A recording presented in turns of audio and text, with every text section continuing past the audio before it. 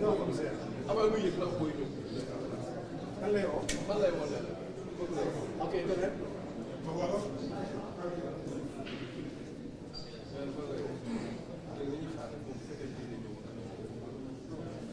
Ok, demain. Ah ouais.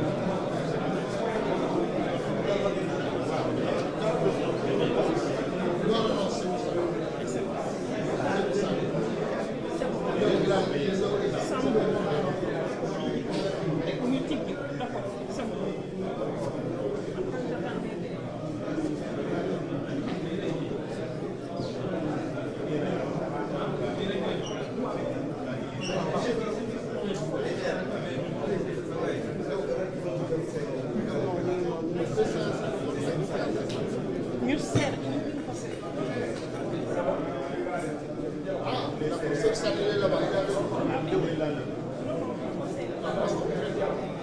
Dans ça. Non, on est déjà là. Non, on est déjà là. On est déjà là. Tout le monde est déjà ensemble. À côté.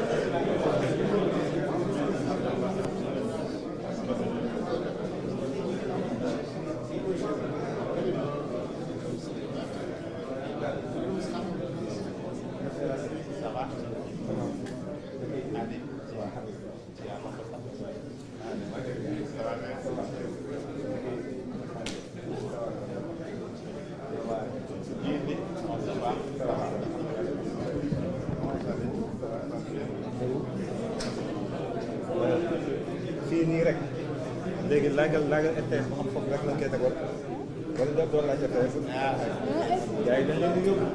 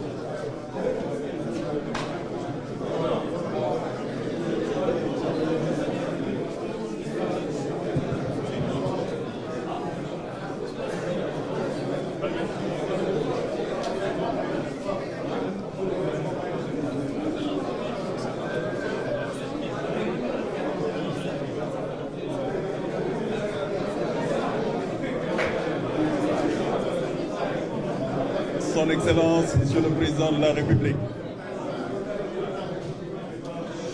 Voilà, nous vous annonçons s'il vous plaît l'arrivée de Son Excellence le Président de la République.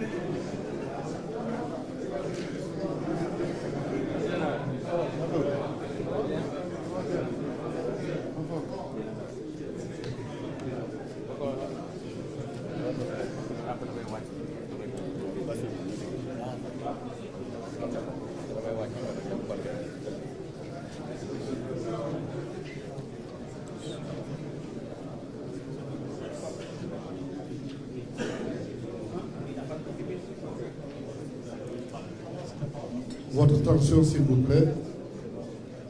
Nous allons démarrer la cérémonie. Excellence, Monsieur le Président de la République, nos hommages à Madame Sali ici présente, Monsieur le ministre des Sports, Monsieur le Président de la Fédération sénégalaise de foot, chers invités, chers joueurs.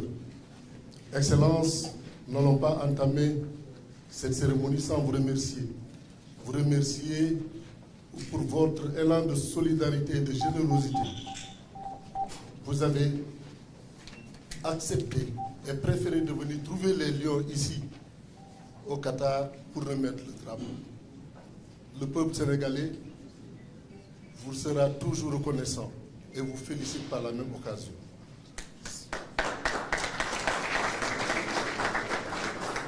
Aujourd'hui, nous sommes en train de mettre en exergue une vision, celle qui consiste à élever le Sénégal Tchikanam, Tchikanam, Tchikanam. Nous allons dans un premier temps passer la parole au capitaine de l'équipe, ici présent, pour son mot. Capitaine, vous avez la parole.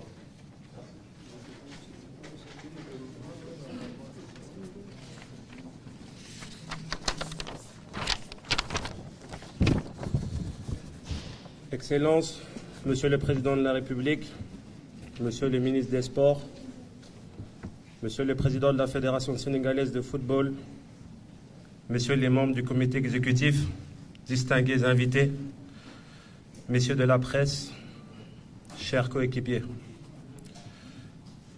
Permettez-moi tout d'abord d'avoir une pensée pour notre maestro, notre leader technique, notre frère d'armes, Sadio Mané. Absent de cette cérémonie en raison d'une blessure. Niatio, tu nous manques. Mais sois rassuré, nous jouerons pour te faire honneur, mais surtout pour défendre valeureusement nos couleurs, comme tu savais bien le faire. Nos prières et nos vœux de prompt rétablissement t'accompagnent dans ces moments difficiles de la carrière d'un footballeur. Nous sommes certains que tu reviendras plus fort et plus motivé pour le Sénégal. Monsieur le Président de la République, notre capitaine, Macky Sall, il faut le dire, vous êtes notre premier capitaine. Mais aussi celui de toute la nation sénégalaise mobilisée autour de nous pour une belle participation à la Coupe du Monde. Monsieur le Président de la République, d'habitude, c'est nous qui venons à vous pour recevoir de vos mains le drapeau national. Mais cette fois-ci, la spécificité de cette Coupe du Monde a déplacé notre cérémonie ici à Doha, au Qatar. Dans notre tanière transformée le temps de cette Coupe du Monde en un bout de terre du Sénégal. Monsieur le Président, acceptez notre profonde gratitude pour ce long déplacement, cette marque de considération et de confiance que vous n'avez jamais cessé de nous montrer. Votre soutien constant pour cette sélection nationale et tous ses membres explique ces excellents résultats ces dernières années. En nous remettant ce drapeau ce matin, à la veille de notre premier match, vous nous donnez l'onction de notre nation, celle de notre peuple et de sa diaspora, pour faire triompher nos couleurs avec force. Courage, discipline, abnégation et patriotisme. Excellence, Monsieur le Président, nous serons les dignes fils du Sénégal et de l'Afrique à cette compétition. Nous porterons haut le flambeau de notre nation et de notre continent. Nous jouerons pour aller le plus loin possible dans cette Coupe du Monde. Nous ferons honneur à nos peuples d'Afrique. Monsieur le Président de la République, pour terminer, je voudrais vous réitérer à vous et à l'État du Sénégal nos sincères remerciements. Notre reconnaissance pour tous les efforts fournis pour notre émancipation.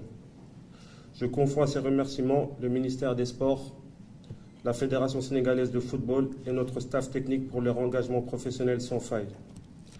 Notre leitmotiv reste le même. Manko, Wuti, Ndamli, tous unis pour la victoire. Merci à tous pour votre aimable attention.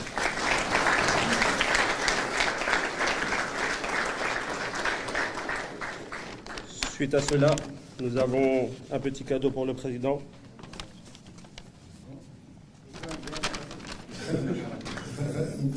Un maillot avec le numéro 27, car nous le considérons comme le 27e lion de cette sélection. Et aussi le brassard de capitaine, vu que c'est notre capitaine.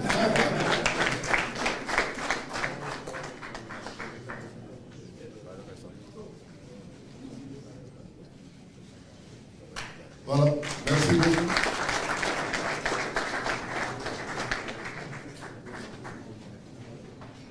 Alors, merci beaucoup, capitaine. Non, j'allais dire vice-capitaine, parce que le capitaine, maintenant, c'est son Excellence Macky Sall. Merci beaucoup. Nous allons donc passer la parole au président Ousmane Sonko.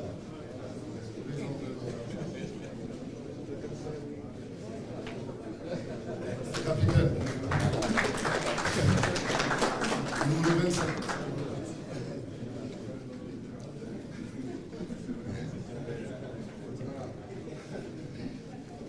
Excellence, Monsieur le Président de la République, dorénavant, sur injonction du vice-capitaine, je dois dire, cher capitaine, nous sommes aujourd'hui ravis, encore une fois, de vous accueillir ici, en compagnie de Madame la Première Dame, à qui, au nom de l'équipe, nous rendons hommage et nous saluons, et qui sera certainement une source de motivation supplémentaire pour nous demain et les jours suivants quand nous descendons sur le terrain. Madame Sall, nous sommes heureux que vous soyez là parmi nous. Je pense que vous, en vous voyant parler, on sait que vous serez parmi les 12e Gaïndé ou peut-être la première 12e Gaïndé. Monsieur le ministre des Sports, Monsieur Yankoba Diattara, Mesdames et Messieurs les autorités présentes, Monsieur le ministre de l'Urbanisme, nous on a le plaisir et la chance d'avoir parmi nous un ministre. Et donc c'est toujours un plaisir pour nous aussi de le citer. Excellences, Messieurs les ministres, Mesdames, chers membres de la presse, nous sommes ici au Qatar. Qatar, ça peut sonner comme Dakar parce que c'est traditionnellement à Dakar que ça se faisait, au Palais de la République. Ici, nous sommes dans le Palais des Lions du Sénégal, à Doha, et nous avons le plaisir d'accueillir notre chef, notre capitaine, à un jour de notre premier match dans cette Coupe du Monde qui fait partie des premières sous l'ère de notre chef d'État, le président Macky Sall. Parce qu'avec lui, il faut le dire, pendant tout son mandat, s'est ouverte une ère des premières pour notre football et pour notre équipe nationale.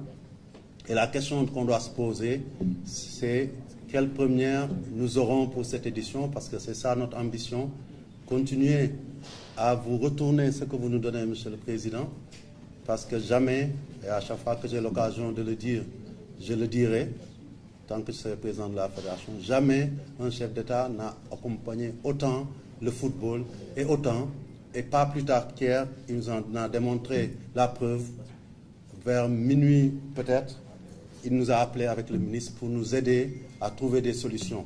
Je veux dire simplement que nous n'avons pas de meilleur président de la Fédération. Les joueurs lui ont donné le brassard de capitaine, mais nous le considérons comme notre président de la Fédération également. De par sa proximité, il est en veille. Et hier, il a eu un mot qui m'a fait chaud au cœur et qui doit nous motiver face à certaines choses. Il m'a dit, pourquoi vous ne m'avez pas informé? Et ça, je tiens à en faire le témoignage ici. Dans les moments difficiles, quand c'est compliqué, savoir que notre chef d'État, notre président est à côté de nous, ça nous galvanise, ça nous motive. Et je pense que c'est important que nous en témoignons auprès de l'opinion sénégalaise. Et c'est mon devoir en tant que président de la Fédération, au nom du comité, mais au nom de l'ensemble des Lions ici présents, du staff, de vous dire un grand merci. Et le meilleur merci aussi, c'est de continuer à faire ce que nos Lions savent toujours faire et bien faire, c'est parler peu, agir, gagner et continuer à gagner au nom du Manko Wutindamli que vous avez lancé et que continue de nous porter, et j'en suis sûr qu'il va nous porter dans cette Coupe du Monde. Nous n'avons peur de rien. Nous sommes, je dirais, touchés parce que Sadio Mané n'est pas là, mais justement parce qu'il n'est pas là, je sais qu'aussi nous ferons le travail comme il avait l'habitude de le faire, et nous pouvons compter sur ces lions valeureux pour qu'en chacun d'entre eux, on voit un Sadio Mané sur le terrain, Monsieur le Président. Je voudrais terminer, Monsieur le Président, comme je l'ai dit, sur cette Coupe du Monde, nous parlerons peu, nous agirons beaucoup, en plaçant quelques mots aussi pour les joueurs, je l'ai dit, mais aussi pour le staff technique. Monsieur le Président, nous avons la chance d'avoir un staff technique, un encadrement qui travaille bien, qui est en osmose avec l'équipe, qui est en osmose avec sa fédération et avec à sa tête notre coach national, Aliou Cissé, et qui, à côté de son équipe, est en train de montrer à la face du monde les valeurs de notre Sénégal, c'est-à-dire des valeurs de travail, d'expertise, puisque vous-même l'avez baptisé El Tactico et que maintenant c'est reconnu à travers le monde, mais aussi d'endurance et de résilience. Nous savons aussi tous que, comme en début de l'année, quand nous allions à la CAN, nous avons eu beaucoup de difficultés, mais nous avons confiance en ce groupe. Nous savons que, avec votre motivation, les mots que vous allez leur dire, vous allez les galvaniser et nous transformerons ce qui semble au début à chaque fois être un handicap en atout pour aller vers la victoire que nous souhaitons belle avec une première. Je garderai cette première peut-être pour le terrain et je suis sûr que quand on parle de première en Coupe du Monde, tout le monde peut penser qu'on peut avoir les ambitions les plus fous tout en étant humble, en se disant que la première étape c'est de sortir de ces phases de groupe. Merci Monsieur le Président d'être là. Vive le Sénégal.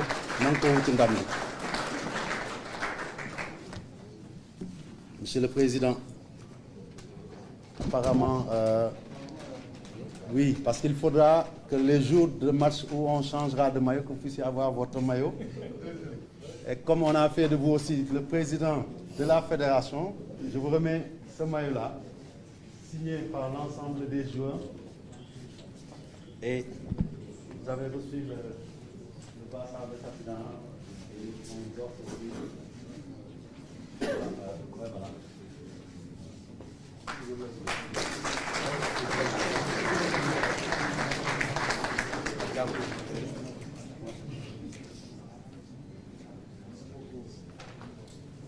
Merci beaucoup, Président. Nous n'aurons pas peur. Nous n'aurons pas peur ici, le Président qui se sert.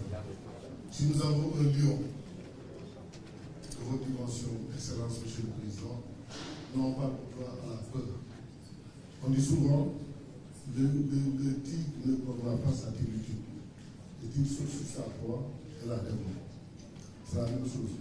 Nous sommes bien assis. Vous êtes le capitaine et le président. Félicitations. Donc nous allons passer à la remise du drapeau, qui sera suivi de l'hymne national. Nous allons chanter en même temps l'hymne national.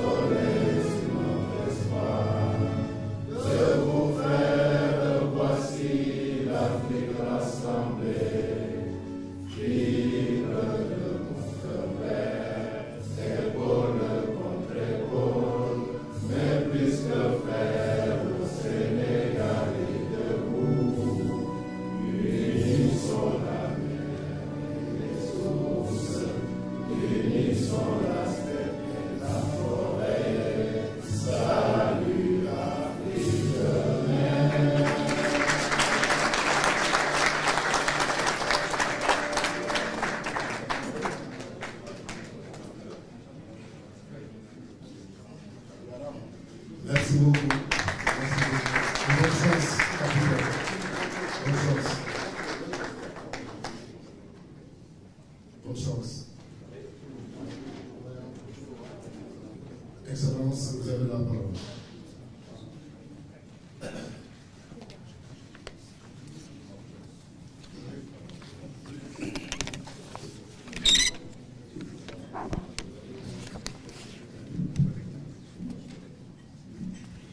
Monsieur le ministre des Sports, Madame la Première Dame, je vais commencer par là.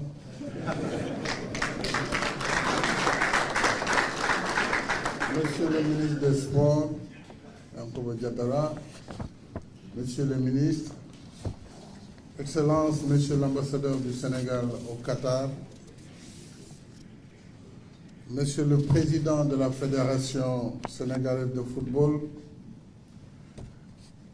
Mesdames et Messieurs les membres du comité exécutif de la Fédération sénégalaise de football, cher coach Alioune Cissé El Tactico, cher Lion, chers membres de l'encadrement technique, administratif, cher 12e Gaïndé, Ale Kaza et Lebougui, chers membres de la presse sportive, Mesdames et Messieurs,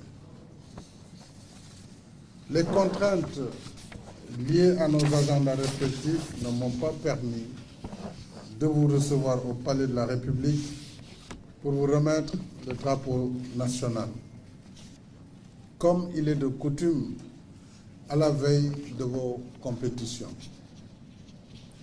Pour commencer, je voudrais exprimer ce que chacun de nous ressent ici. Sadio Mané, le Niancho de Bambali, nous manque. Son ombre plane sur cette cérémonie. Mes premiers mots seront donc pour toi, Sadio, pour te dire que nous t'aimons, nous sommes de tout cœur avec toi, nos pensées et prières t'accompagnent pour un prompt rétablissement. Nous le savons, le Niancho, parce qu'il aime prendre des risques pour faire gagner son groupe, est exposé aux blessures. Mais nous savons aussi que le Niancho garde toujours haut le moral pour revenir au plus vite dans le groupe, encore plus fort et plus combatif. Si tu as raté cette campagne, d'autres batailles t'attendent pour lesquelles nous aurons encore besoin de ta contribution décisive. Alors, reviens-nous vite. Au nom de la nation, de tes coéquipiers et de ton encadrement, je te dis, Alama Allah Yeso Kairola Sadio. Cher Lion, en tenant cette cérémonie ici à Doha, dans votre tanière, j'espère que la motivation n'en sera que plus grande pour vous, puisque nous sommes au plus près de votre terrain de chasse, pour le trophée, objet de toutes les convoitises. Du reste, je voudrais d'abord remercier le capitaine Khalidou Koulibaly ainsi que tous les lions qui m'ont fait l'honneur de me donner ce brassard de capitaine. Et je voudrais dire qu'après les éditions de 2002 et 2018, la nation est fière de vous voir inscrire pour la 3e fois le nom de notre pays sur la carte du football mondial. Vous devez cette performance exceptionnelle d'abord à votre fighting spirit. Certes, l'État et votre encadrement sont toujours à vos côtés pour vous accompagner et vous mettre dans les meilleures conditions. Mais quel que soit l'investissement consenti, une compétition se gagne toujours sur le terrain. Vous l'avez brillamment réussi avec une qualification arrachée de haute lutte dans un match à couper le souffle, moins de 2 mois après une autre confrontation aussi épique à l'issue de laquelle vous vous êtes installé sur le toit du football africain. Du reste, ce brillant parcours est conforme à votre rang de première équipe africaine du classement FIFA depuis maintenant 6 ans. C'est dire que vous êtes entré dans la planète foot par la grande porte. grâce à votre talent, votre endurance physique et mentale, votre esprit d'équipe, ainsi que la discipline et la rigueur que requiert la haute compétition. Vous aurez grandement besoin de ces qualités pour affronter des adversaires tout aussi motivés. Chaque match sera en quelque sorte une finale. Et comme le dit l'adage, la balle est ronde pour tout le monde et aucun match n'est gagné ni perdu tant qu'il n'est pas fini. En vrai lion, je sais que vous ne craignez personne, mais respectez tous vos adversaires. C'est une condition essentielle pour aller loin en compétition. Nous vous faisons confiance, car avec votre coach, vous êtes tous des professionnels aguerris. Vous mesurez le jeu et l'enjeu. À chaque touche de balle, vous porterez l'espoir de tout le peuple sénégalais. C'est pourquoi j'appelle toute la nation à l'union sacrée pour faire bloc équipe avec nos lions. Quand le 12e Gaïndé, Ali Kaza et Lebougui donneront le ton au son des tam-tams, des djembés et des asiko, nos lions doivent sentir que de Bambali à Dimboli et Barkedji, c'est tout le Sénégal qui bouge, c'est tout le Sénégal qui vit et vibre à leur rythme pour les galvaniser et les encourager. Quant à vous, chers lions, sous les couleurs nationales, vous êtes en mission. Je vous exhorte à aller aussi loin que possible pour honorer la nation et votre coéquipier qui aurait tant aimé être avec vous aujourd'hui. Et vous connaissez le mot de passe, je vois qu'il est partout inscrit, Dembédier, Woutindamni. Vous en avez toutes les capacités, car l'esprit du lion, c'est toujours la gagne, toujours la rage de vaincre jusqu'à l'objectif final. Pour ce faire, je vous engage à cultiver à chaque instant nos valeurs ancestrales de jom, de fit, de fulla ak fayda. Je vous rappelle également qu'en votre nom, nous avons déjà déclaré notre flamme à Damkou, c'était à Dakar en septembre dernier, lors de la réception du trophée FIFA Qatar 2022, quand nous avions promis que le lion se battra de toutes ses forces pour la conquérir, la ramener à Dakar et lui offrir la teranga sénégalaise. Chers lions et chers coachs Aliou Cissé et Tactico, maintenant que l'heure de la conquête a sonné, je vous demande d'y aller. Votre fighting spirit habituel, mais de nous confier la teranga, parce que c'est le lion de la teranga. La teranga, pour le moment, vous nous la confiez, parce qu'un lion qui va à la chasse, il sort ses griffes. Il n'a pas besoin de teranga. En attendant, nous vous offrons nos prières et nos vœux ardents pour une compétition réussie. Je félicite le ministre des Sports et ses équipes, la Fédération sénégalaise de football et son comité exécutif, ainsi que nos diplomates, pour les efforts considérables qu'ils ont déployés dans le processus préparatoire. Ensemble, tous pour un pour tous, allez les lions, Manko, Dembédier, Woutindamni. mbokk yi ñëw naa fii tey ci Doha di capitalu Qatar ngir jox suñu raaya réew suñu équipe nationale muy gaynde yi ñu ñëw nag ci njëlbéen dañ daan daje ci palais de la République ñoom ñoo daan ñëw, waaye ren ni football bi bindoo ak équipe yi laata ñu leen di bàyyi may ñu woon ñu am cérémonie bi ci Ndakaaru, moo tax ma ñëw fii fekk si leen ci seen bërëb ngir mën a jox leen drapeau national. ngeen xam ne yéenay suñuy ambassadeur, yéenay ndaw réew mi, yéen la réew mi yaakaar ci joŋante bu am solo bii.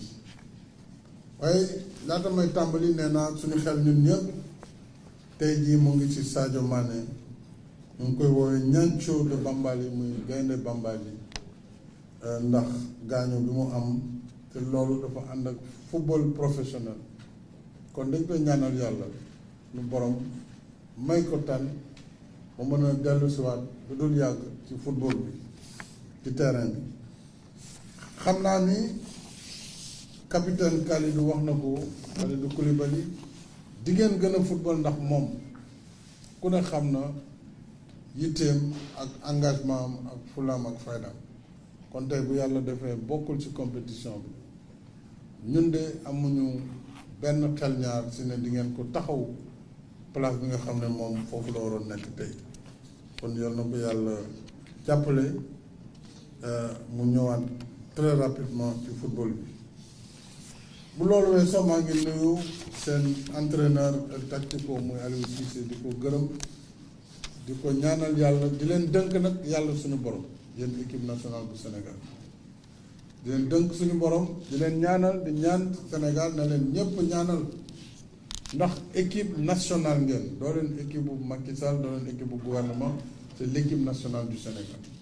kon na ma ko waxee woon ci Coupe d'Afrique bi, képp koo xam ne yow am na loolu yàlla dënk, ñaanalal xale yi, moo xam ci bi ñuy bind la di jàng wala bi ñuy lijjanti, yoo xam daal loolu yàlla may daal dem ko ngir gone yi mën a gañe, wala boog ñu dem fu benn équipe bu Afrique mosul yegg. loolu mooy ndamu Sénégal, mooy seen ndam.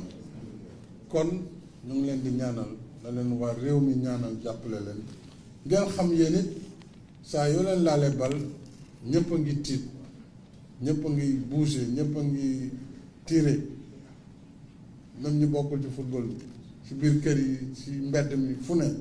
kon jàpp leen ne mbir mi du ay mbiru foofu, xam ngeen ko d'ailleurs ndax ay professionnel ngeen.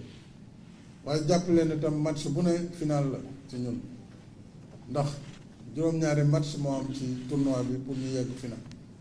kon match bu si ne dafa am solo, bu njëkk bu ëllëg bi ci topp bi ci toppaat, muy premier tour, bu ñu qualifié dem 8e, bu ñu qualifié incha allah dem quart de finale, bu ñu qualifié dem demi finale. dem final moo ciy topp, andil ñu ko coupe du monde, yal na ko yàlla def. waaye ak lu mën a am, déjà yéen gàcce ngaalaam,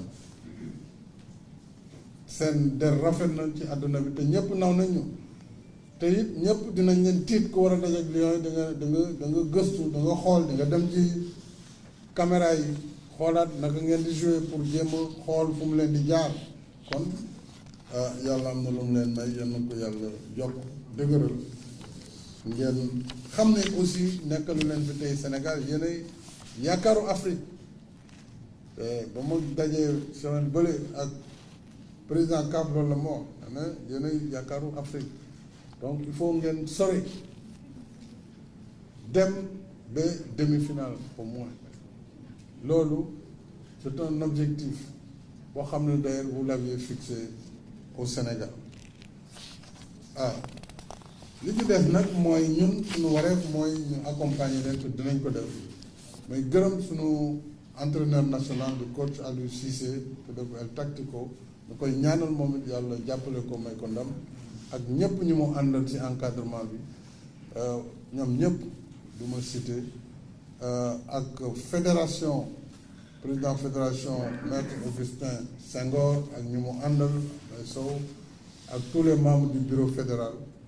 ñu ngi leen di sant di leen gërëm di gërëm aussi ministère bi des sports ak collaborateur u ministre bi ak aussi équipe yi fi newoon yëpp laata lii di am ku si ne liggéey nga ñu sant leen gërëm leen kon daal wax ji du jar a guddal ndax xam naa ni da ngeen war a dellu concentré wu ëllëg yal na leen yàlla may ndam devant Pays-Bas réew la nag bu xaw doy waar waaye ñoom it man dama gis keroog pour nga minute ma ne ko da ngeen xam nag noo leen di football ak ñoom mu ne ma yéen it bu leen ñu sonal ma xam ne kon ñëpp a tiit kon yàlla yàlla def ndam may ñu jàmm sutural na et puis maa ngi sant ñëpp di gërëm ñëpp.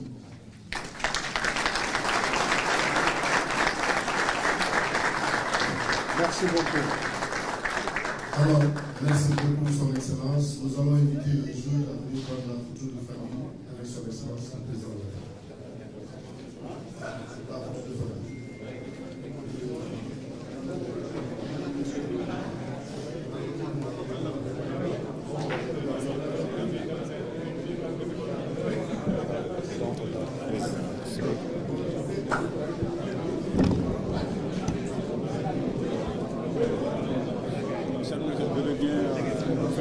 avec ceci quoi.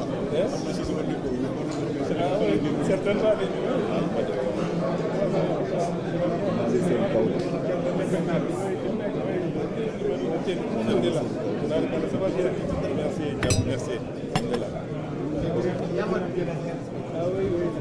Excuse me.